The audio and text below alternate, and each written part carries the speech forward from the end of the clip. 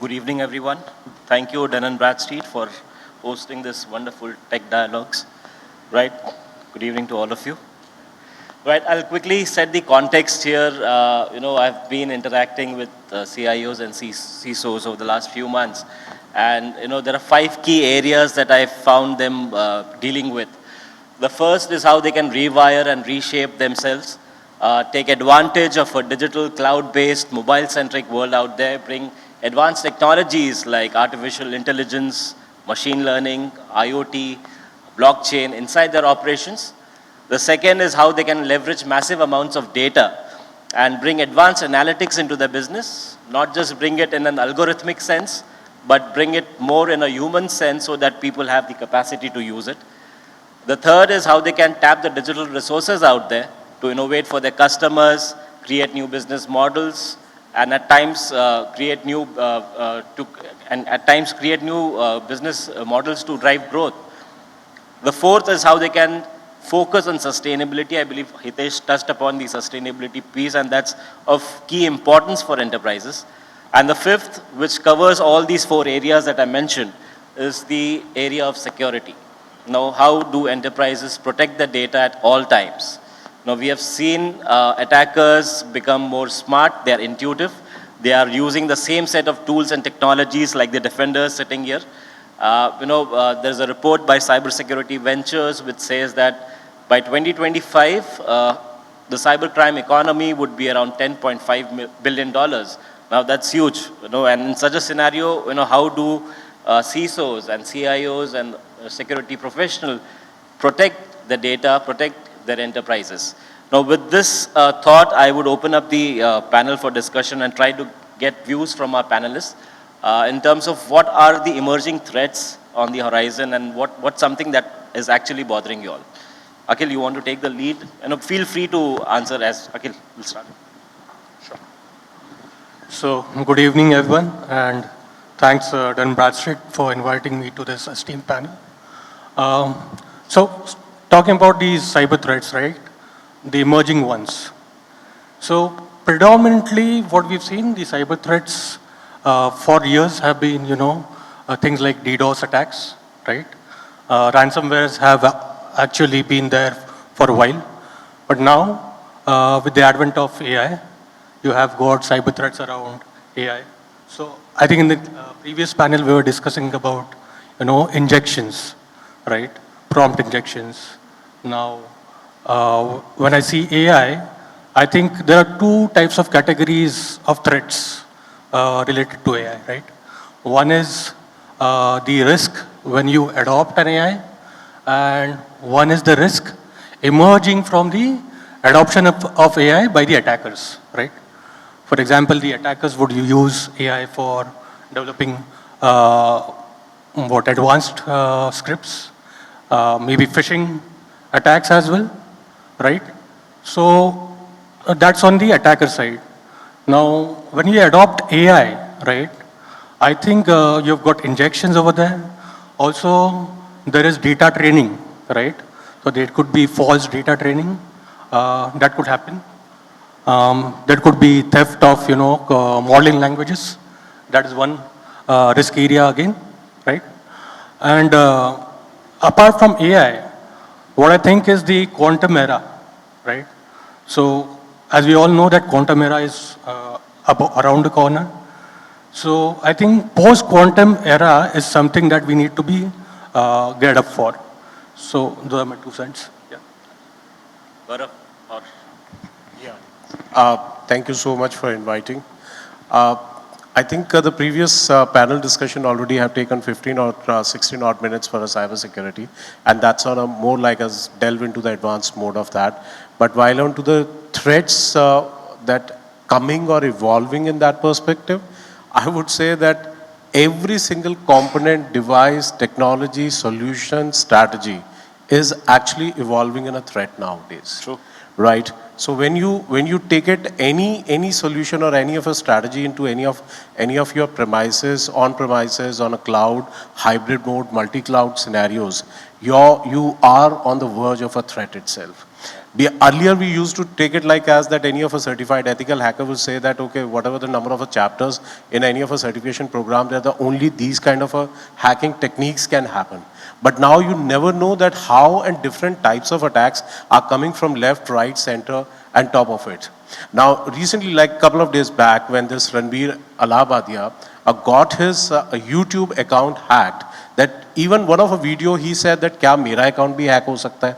That, you know, he was not at all anticipating that what kind of an attack can be perceived onto his own account for that. True. Today, if we are sitting here and then to say that now this is not kind of a threat which could be come onto my on-premise data center or on a cloud. My cloud service providers are quite emulating with all these particular compliances, with all the technologies, the strategies. They are giving everything in writing that your data is secure, but nothing is secure as of now. That what we are doing it from the threat perspective, that whatever we are deploying, that's another threat is evolving into my infrastructure. Right? So when we look at it from as a security professional, that all we are working on CISSPs, different domains, that every single domain is into a threat itself. Now, evolving for the new AI, ML, different technologies, that the threats is emerging one and more steps on that. That the roles of the CISOs become so stringent nowadays that which way we have to work on. Because we are fighting with each and every single functional and domain within our organization, external, internal threat. And many of the times it's on a lighter moment, we ourselves idolize Mr. Dobal into ourselves, that as a national security advisor, that either he is fighting with like as internal politics as well as external threat actors and every single aspect for that. In that scenario, that how we have to delve into how these technologies or the threats to be evolved, perceived, and then to mitigate that, we have to be very proactive. We need to strategize. We have to be on the board. We have to jot it down each and every single security framework, which we are passing it on just only on the namesake of the certain compliances. That ISO 27001, that mighty compliances with the GDPR, with the DPDP Act, that many of the controls, many of the times that the people never want to invest into.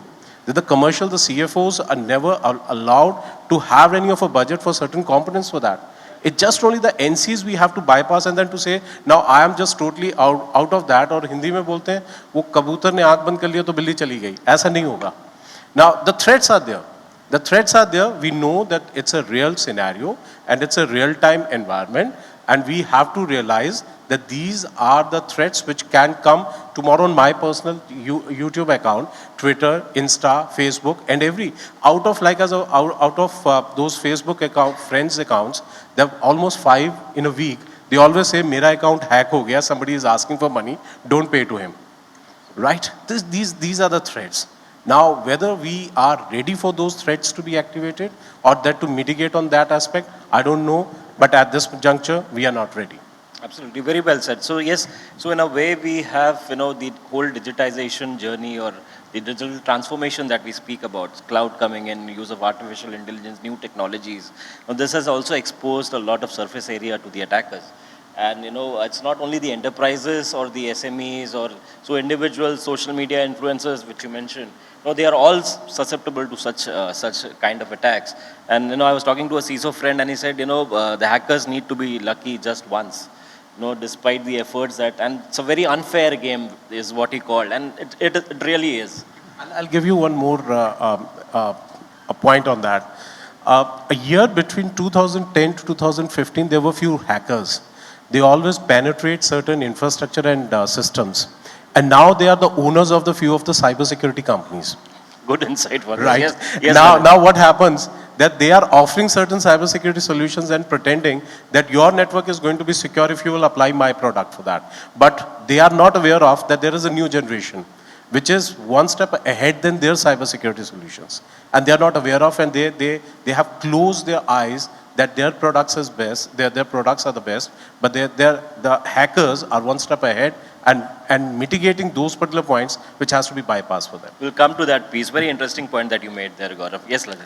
Yeah, since the threats are emerging, as technology is so evolving. See, technology evolving means there is a digital transformation, which is already last 10 years, and now it is also going for another 20 years also. Right. Every day technology is changing. So the threats also, the landscape of threat also, it is changing. Now, we understood that during digital transformation, this framework, security framework, it was earlier with in on-premises. Now it is a hybrid, multi-cloud. So earlier the perimeter was defined. Now the perimeter is not there. True. Perimeter is only through identity. I can go, I can from on-premises, I can work from home, I can from any place. The identity is very much concerned. Now also the threat actor, they are also very intelligent, which is much more ahead than us, the solutions.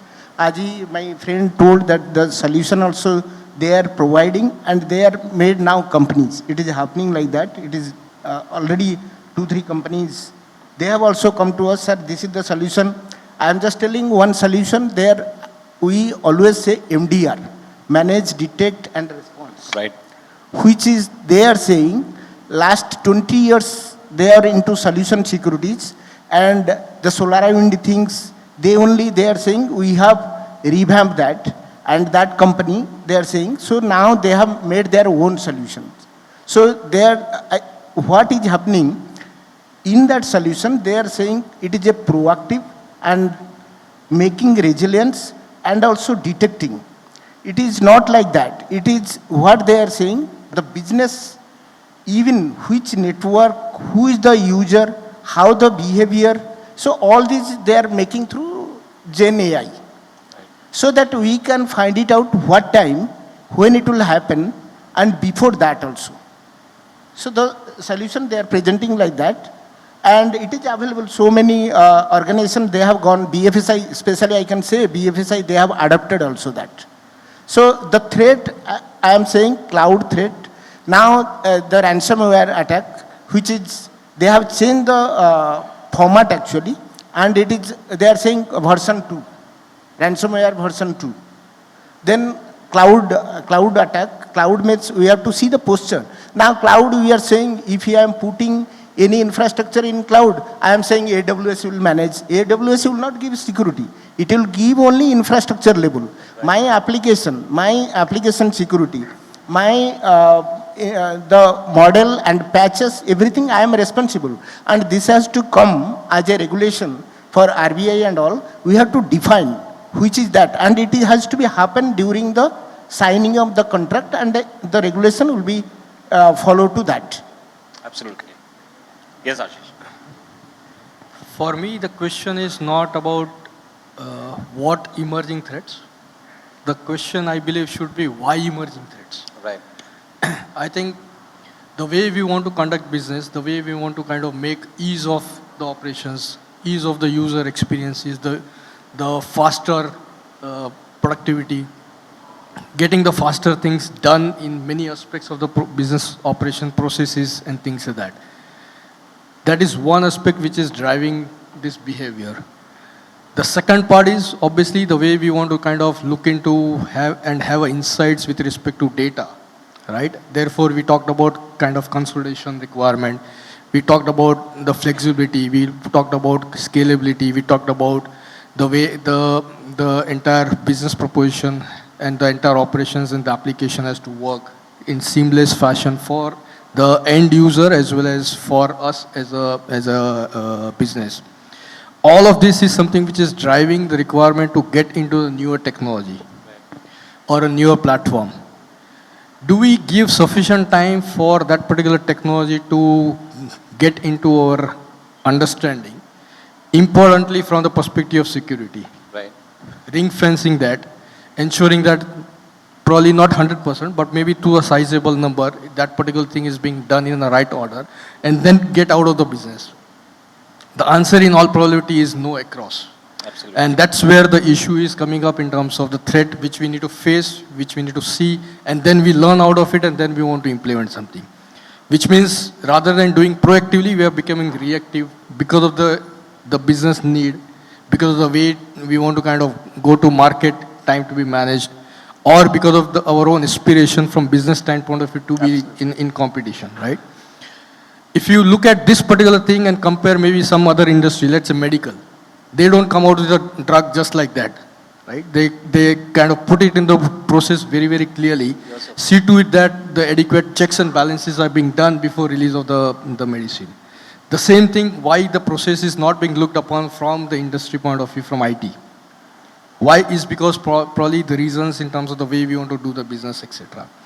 And therefore, there is a byproduct of that in terms of the way we want to kind of address the cybersecurity. That's absolutely. So you raised a good point here, in terms of the technologies that are put to use and not getting the due time to test them, and there are concerns there, absolutely. And then you have the pressure from the business, many of the CISOs are seen as roadblocks. They are not allowed to speeden up the business process from other departments, I'm sure. But you have your guardrails in place. How do you address this? So this is more of a tactical kind of an approach where technology, yes, testing products, services is one piece, but also being very strategic to the business. How do you deal with that? Okay. I think any cybersecurity strategy has to align with the business objectives, right? So you can't work in silos, right? I mean, the very objective of having a cybersecurity strategy is to support the business, or now even enable the business, right?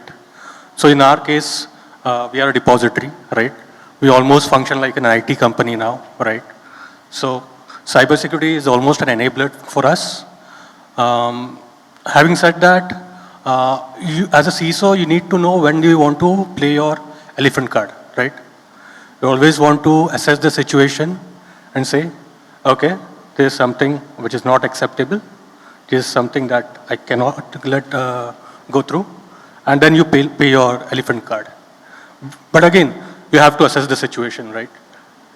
So that's my take on this. Yeah.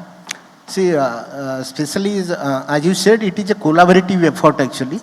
See, first of all, the guidelines and compliance will be looking for which new technology, whatever I am bringing. Say I am saying ZTE also I am bringing into the organization. So I should find it out what is my business model and which technology I can afford to, for security technology I can implement that. And see, if you say that for any technology is giving ROI, ROI is not here. Security is for prevention, detection, and making safe for customer. Confidentiality, giving the data and availability. So for that front, we just go to our strategy committee and board. We ensure, sir, these are the compliance and this is the type of benefits, security benefits I am getting into. Then say our function team also will be there. We find it out, yes, with this we will be getting our application security and safe. So that is giving major help to business organization, because if you will be taking technology term, the board or other functions, they will not be understanding much into deep, but we say that we will be in secure and safety for customer, and this data prevention which is happening or will be blocking the data leakage also. So that way they will be taking, and it is also regulation is looking for this compliance. So that way they are helping, and we are, and last moment is cost, which is very difficult, as you said, that they will be looking for why this cost and other low cost solutions and all, which is very tough now these days. So anyhow, we have to put through and take this for our implementation, which is happening. Yeah, just adding to that, what the original question was, that how this testing of the products or the industry is reacting on it, right? I think take it any vertical, any domain, that still now we are reactives. We, by words, we are very proactive, but still we are very reactive. Let's take one example. Well, one example out of it, that when we used to go to any of a government ministry or the government of India department, they say that what is a cybersecurity? We don't understand that. It's an infrastructure, data center, demilitarized zone, militarized zone. This is a bullshit. Being very honest, that every single government department has said the same. But when something happened in one of a premier healthcare institute, that's, I'll take the name as a AIMS, what happens after that? That the entire government machinery was running after cybersecurity, the framework, every single department was running after it. That's a reactive one. What happens about that? There is a component, call it as a staging server. In any of a data center, before any software which has to be live, there must be a staging server to test every single update or upgrade from any OEM which is coming in. Firstly test it and then put it over the production servers. Now, when you design any data center and put it as a staging server, then majority of the financial officials of any department, ministry, domain, vertical, industry, healthcare, manufacturing, everybody said, what is the use of it for that? What happened after CrowdStrike incident? That everybody looked after for staging server. And now there is so much of a demand of a staging server for that. So it means that industry, we as a user, as a security professional, as a CIOs, we are reactive. We are reacting towards an incident. It's not an incident response management. It's actually an incident has happened and then now we are responding to it. This is only what is happening in industry, and that's what we have to look at from coming out of those particular book sheets, that to practical grounds and the use cases, whatever is happening all across the board. That yes, out of 5 to 10% of the industry, different departments are an exceptional for that. But majority is exactly reactive on that. Still now, that day by day we are experiencing for that. That's worrying. So, for me, I don't think there is a straight answer available to say yes to it every time or no to every time, right? Obviously, there has to be a balancing act. So CISO and the security team needs to be kind of flexible and open enough to understand the business objective goal, what is that the business team wants to achieve and why. At the same time, the business team also has to understand some nuances, not complete part of it from cybersecurity perspective, what are the points one has to look at that, right? I strongly believe that communication, collaboration, discussion is something which needs to take place for each and every such kind of requirement, where from business point of view, there is some kind of experiment happening to look at, right? Maybe new business model getting developed. Someone wants to try it out, new things within that or across. One is to understand that part very clearly and then define the ring fence, the guardrails, very clearly saying in case something goes wrong, part of the risk assessment as we keep on saying, right? Therefore, that exercise has to happen jointly and there has to be clarity in terms of even if something goes wrong, the damage and the repercussion is not kind of creating any issues by and large beyond the acceptable level. I think that part of the conversation, communication, understanding is something one has to establish and that. Obviously, there are ways and means to do that part of it. So one can always look at just example that a kind of creating a separate isolated environment to try it out. And if something goes wrong within that part of it, it does not get impacted into the mainstream business or mainstream data or mainstream applications. Likewise, there can be a solution which can be mutually kind of agree upon, accept, and then move forward.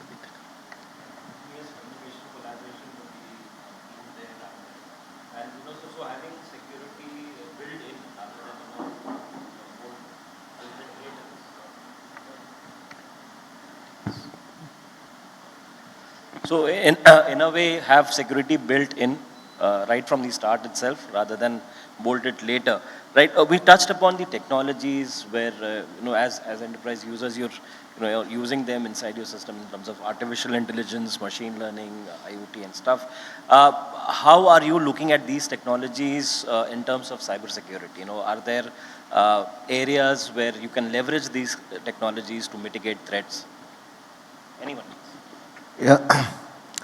See, as you said that the threats are merging same time also, we are looking for the incident management. See, the automation, there are different types of tools which is now available.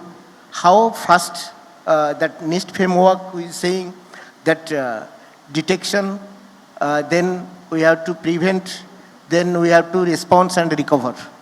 So in that way, what is happening, so we should have a proper incident management plan and the incident drill has to be happen regularly, and communication during, we should be having a plan playbook type of how the incident, during the incident, the communication has to be happen. In the meantime, also find it out the roles and responsibility during the incident, and the team, like IT team and infrastructure, security team, and also the business team, finance team. So those who are core functions, they should be aligned and they should be understanding during the threat, what is their roles and responsibility. And as I said, the playbook has to be given in a certain instance, how the reactions and how the response is coming. Through that, we will be learning during incident what response I can expect from the team, and how we are closer to making a incident management plan and also implementation. That way, actually, there are now what is happening. As I said, incident, we are now putting with all these logs, SIEM tool, which will be giving proactive, what are the analysis they will be doing through AI empowerment, like Gen AI. Earlier it was giving lot of false positive, which we can, by learning models, so we can find it out to which is really critical, and the response has to be taken care. Only that analysis and the power AI of generative AI, they are giving this type of threats, so that it will be, before making any incident happen, it will be detected. And so that before that, it can be isolated from the network, if any device, because now, as I said, that the IoT, throughout the network, IoT, starting from mobile to IoT, then multi-cloud environments. So any device can be going for any weakness, that is vulnerability, which I can be find it out during this, the SIM can give us a trigger, so that we can make this. Apart from that, there is a SOAR tool also there, which it can respond also, so that making our incident plan very strong and making confident. So I think that the business teams and the engineering teams have to realize that cybersecurity team is not a fairy godmother, right? They don't come in and they move their wand, magic wand, and make something happen, right? So I think what is important that you need to have security by design, right? So people talk about shift left approach, right? So it's basically like saying I want to stop smoking, but I hope to be in good health, right? So it's like that. So for example, if you're developing an application, right, you want to have your security specifications laid down along with your business specifications, right? You could use something like threat modeling. You could have secure teams, members as part of the development teams or the engineering teams. I mean, that can be cross communication between the teams, right? So the general idea is to have security as a topic which gets discussed as soon as possible when you're designing something, right? So that's my take. I think in earlier session, we talked about AI security, right? From CISO point of view or cybersecurity point of view, AI for security is something which we need to dwell into, which essentially means that how AI as a technology can be leveraged to get more visibility, more insights, which is possibly missing in spite of having invested into a lot of tools, right? Whether it could be SIEM, whether it could be SOAR, whether it could be EDR, XDR, and number of technologies we can talk about that. So the question would be, can I see something coming up from AI perspective which can be the use cases for me to kind of have more insight, meaningful visibility, which can lead into some kind of proactiveness from preparation perspective or maybe incident management perspective. For example, can I see a specific user behavior which is kind of alarming, Right. which is kind of not getting noticed from DLP point of view or user More of threat behavior intelligence, perspective. While UEBA technology is deployed, but that is not sufficient enough to give you that insight. Could be one area of that. The other insight could be number of threat intel which is coming in. How do I kind of look at that particular use cases to be deployed through using AI as a technology to be more meaningful for my setup for protection? And therefore, some kind of prioritization can be defined through that, and therefore, I can kind of be more proactive or more effective in terms of the way program has to be managed. So those are the use cases which I would right. look at. That. Yes, Gaurav. Yeah, the last one. I think I agree with all the panelists, co-panelists. AI and ML had to play a very vital role for cybersecurity. As we have perimeter security, network security, data security, application security with all the particular zones in any of a data center, on-prem, over the cloud, hybrid. But I think AI also is still into an evolving process. Yet it has to delve into many stances where the controls which has to be leveraged by AI itself. Now let's assume a one very small single use case. I think use cases everybody had talked about it. I think very simple one. There's a one very famous and a very prominent vendor in the market, which is into a DDoS mitigation, right? But it failed 99% of the time for detection of anomalies. So till the time you don't detect it, how you can mitigate it? Do we have any solution as an AI that to detect that if there isn't any anomaly which has been passed or bypassed, but that anomaly will be detected by AI and will notify it for you? Right? Now, such kind of a use cases which comes from the realistic approach that where the experienced people who are facing day by day all such use cases, they have to jot it down, hand it over to the development teams or the boards that how exactly these AIs to be hand over to build it up on that part. On top of it, where the utility as well as the usability of AI will come into the real play for it. I think it's another 5 to 10 years where the AI has to come in, very vital role play for the cybersecurity, and how this cybersecurity will evolve out of this, that we have to see that. But as if now, it's just only on the paper, but what we have to look at the practical on the ground, then it will yield the results as well.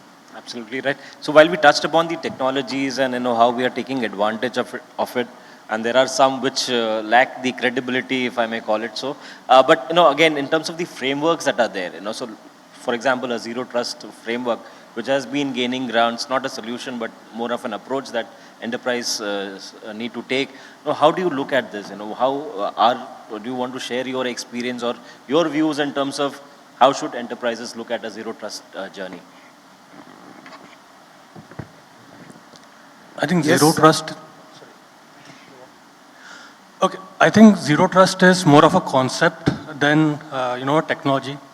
I think the person who wrote that zero trust concept paper, if he looks at the products today, okay, he'll be ashamed of himself, right? So zero trust is basically you don't trust inherently anybody, okay? So this could be done via authenticating someone with an additional layer. Maybe putting controls around the way we connect to the applications, right? So there are a lot of SASE products today, okay, which are in the zone of zero trust, right? So essentially, what you're saying is that you don't trust your user by design, by default, sorry, and you have extra authentication or a questioning layer, okay, before you give the access away, right? So. Yeah, actually, see, zero trust, as it says, the name implies, there is no trust, whether it is insider or outsider. By default, we should not give any access. Second is, to find it out, this zero trust is very severe that they will look for authentication and authorization process. Then we have to do the segmentation.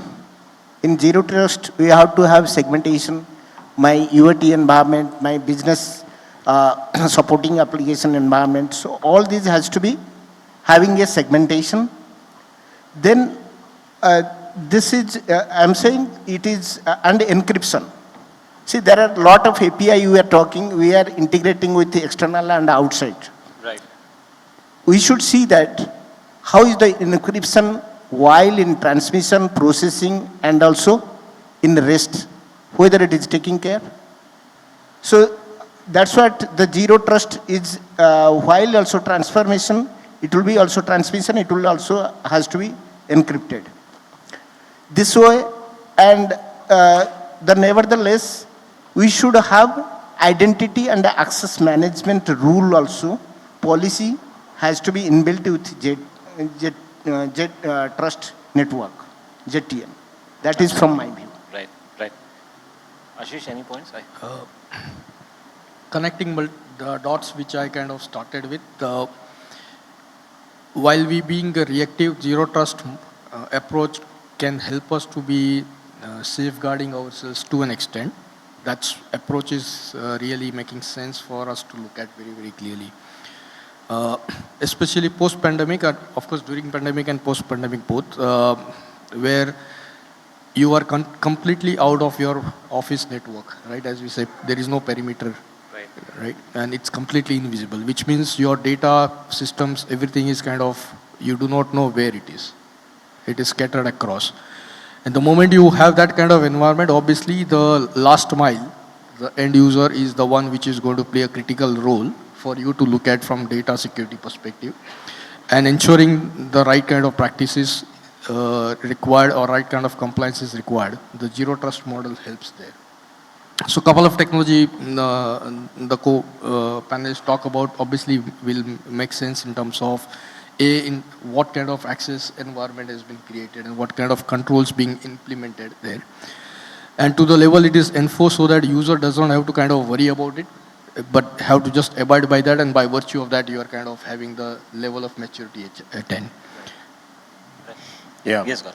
I think I'm going to make a very debatable statement. I have a very serious concerns about the ZTNA. Let me be very practical on that part. While deploying, I had multiple discussions with the multiple OEMs, providing these ZTNA frameworks. But it totally depends on to how you deploy it, the best practices. The different, as he rightly said, that amalgamation of the different strategies to make it as a ZTNA, that's a process. But when you look at that from a one single tool itself, they are not sure that how this ZTNA is a zero trust. Even they are trusting onto one or the other technology.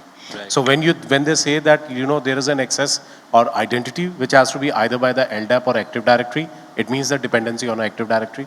When they say that it will be a certificate server, I think it's a CA server based dependency. And then they say that that might be that the CA server will never get attacked or hacked for that. But when you search it over the Google, and then that the 2011 itself, that the CA servers have been hacked by the multiple hackers and then access all these particular information.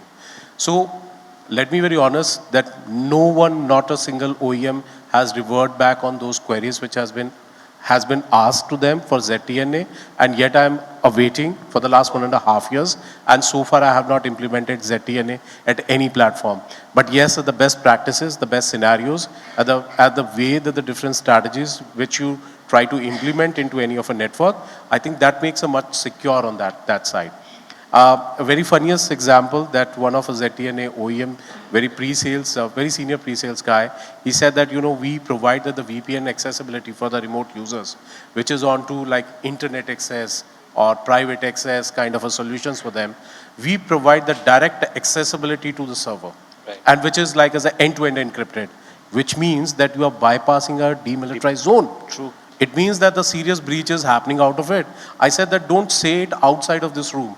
Otherwise, your solution is going to be blacklisted by most of the customers. This such mechanisms, such theories, which are coming to the public. Again, so the initial point I still remember, and Akhil also raised quite a valid point, which I'll, in the interest of time, I'll bring it back. But since we are running short on time, are any questions from the audience? Quick ones, please. Yes, we have someone here. Can we hand a mic to?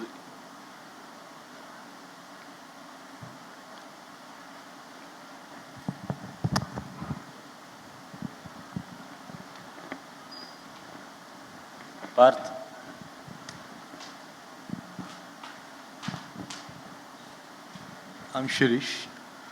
My question is, now in today's era, what is the biggest concern, cyber risk or risk? Risk. It is a very diplomatic question, we may say, because there are risks from insider threat. We are talking about the zero trust, continuous threat part identification we always require, that is cyber security, and vulnerability. So, for the next generation, from today onwards, we can say, the only cyber security is the point of concern, cyber risk is the point of concern, or the risk? To be on a lighter note, the first point would be whether to understand risk in the right way and understand whether it is within my appetite as a risk itself is a bigger question than actually answering the question which you raised. Having said that, I talked about kind of collaboration, understanding right business model by the security team. At the same time, having right kind of understanding by the business team itself, right? That kind of environment is something which is really, really required to see through what kind of issues we as an organization have, and therefore whether cyber security risk is the bigger one or the other business risks are bigger one is something that will emerge out of that dialogue discussion. In fact, in most of the BFSI organization, therefore the CISO reports into CRO, right? Because as a part of the enterprise risk management part, the cyber risk is also one of the placeholder very, very clearly as a part of ERM management practice, right? And that itself speaks very, very loud and clear that cyber security risk is something which needs to be looked at the enterprise level. And the moment this model works fine for the organization, this dialogue discussions is something which takes place, and therefore the cyber security risk versus the other risk discussion happens and the decision gets emerge out very, very clearly. I hope that answers. Thank you. Yeah, sorry, just only 30 seconds. So just distinguish between the risk and the cyber risk. I think somewhere it's associated with each other.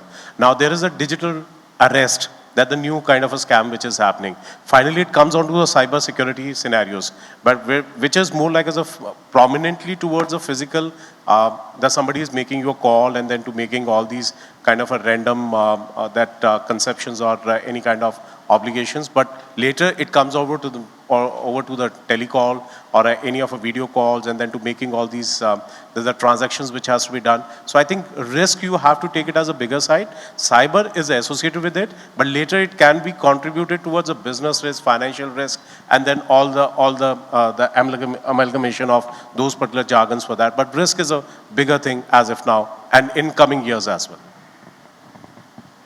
I mean, I agree with the co-panelist, and last time I checked, cyber risk was part of risk. So, I mean, for me, so for us, I mean, we being a depository, right? We treat cyber risk as the utmost important risk in our risk landscape, right? Why is that? Because we deal with a lot of, customer information, right?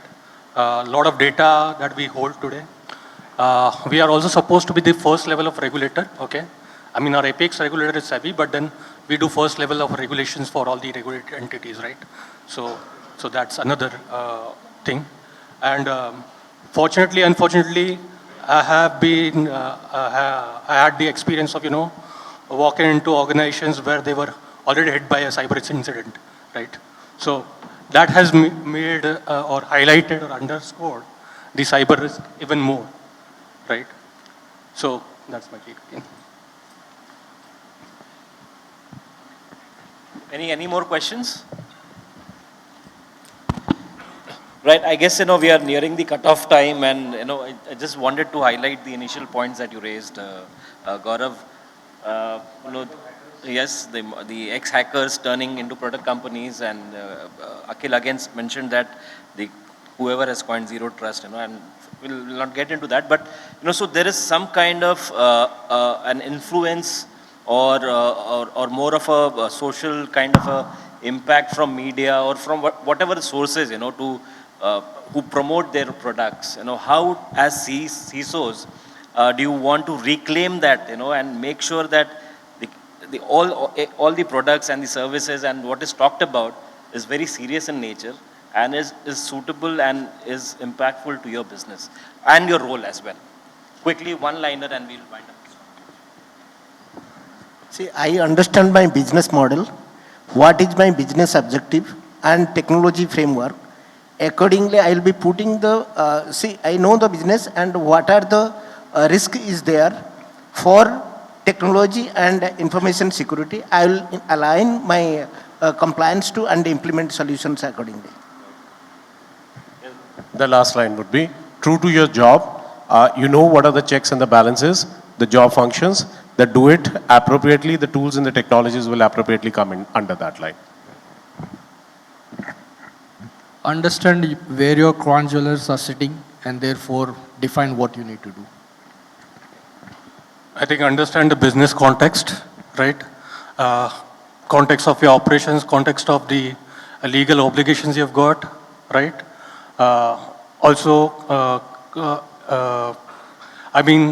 Consider yourself as the front runner of cybersecurity advocacy within your organization and outside the organization, right? So that is something that I would say. Right. I think, I had an inspiring conversation, really stand inspired with your thoughts and views. I believe the audience is inspired as well, and there are some learnings that all of us can take from here. Thank you once again for your time and for insights.